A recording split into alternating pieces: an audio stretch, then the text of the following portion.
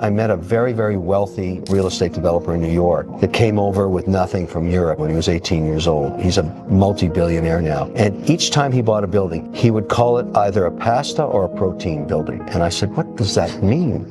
He said, well, I start with my first building and I would take a lot of debt down and I would only eat pasta until I paid off all the debt. Once they paid off that building and now all the cash flow was coming out of the building with no debt on it, he'd start to eat steak. That became a protein building. And his whole life was always making sure that he had enough buildings with no debt on it to sustain the downturns. So we'd always have a couple of protein buildings spinning cash. When the correction hit, he'd use that cash flow to buy new buildings.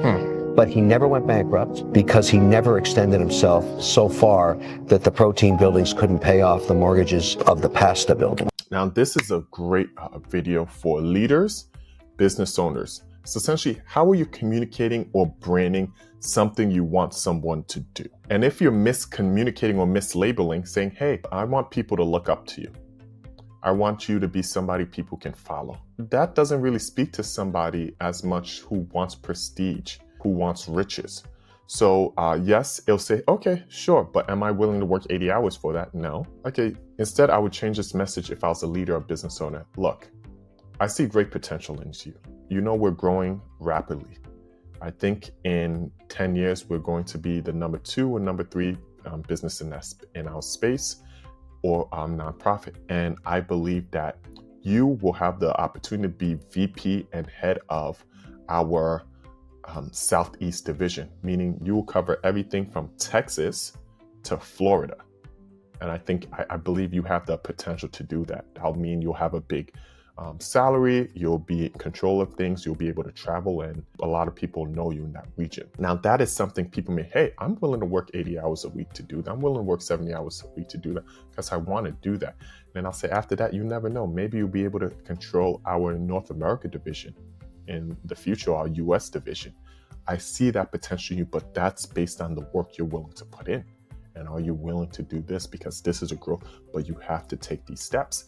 And now you're selling them a different story, right? Now they're saying something, hey, this is something I see myself as. This is something I want to do. This is what I want to be. And when they know there's truth behind it, that's really going to help them blossom and lean into that. Same thing with air fryers. We have a Ninja Foodie. We love it. But I stayed away from it for so long because I'm not a fried food person. Like, I like some fried food, don't get me, but not to make it at home. I didn't know that it's a healthier way of making some food products. You still may get to where you're going, maybe, but it may take a much longer time because a lot more people now love Ninja Foodies and air fryers. But it took a long time for that message to catch and people to realize, wait, this thing it's not a traditional fryer as the way I thought of a fryer. This thing's actually healthier. And good communication, good branding, good marketing, good packaging, right? It can really help you instill that belief in your people or communicate to your clients, hey, we're the organization you want to work with. I'm the leader you want to follow, right? This is what you really want to do. And that's something we all need to think about as leaders, as business owners, as investors. How are we marketing the thing we desire for ourselves and the thing we desire for others? God bless you. Do you agree? Do you disagree? Please leave that below in the comments, and I can't wait to hear your thoughts. Take care.